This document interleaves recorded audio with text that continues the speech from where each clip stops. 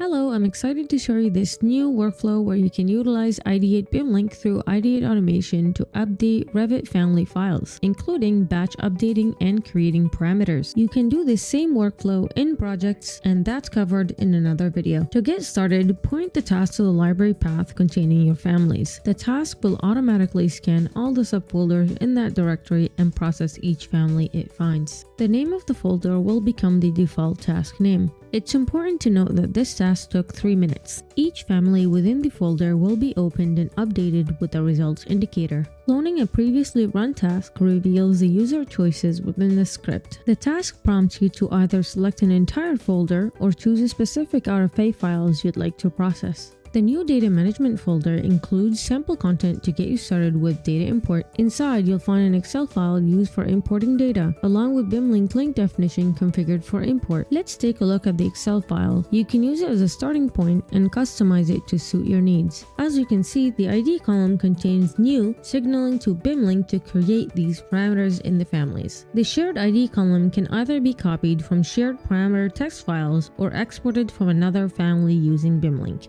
From there, you can set up all other information related to these parameters, including formulas and preset values. The additional options toggle enables the generation of a detailed report, summarizing the parameters that were added or those that encountered errors during the task. This report is automatically saved in your Documents folder by default, providing a clear record of the import process. This is the final result of the import. All RFA families in the selected folder now include the new parameters and their values, such as the shared ID, parameter name, grouping, data type, usage type, formula, and value.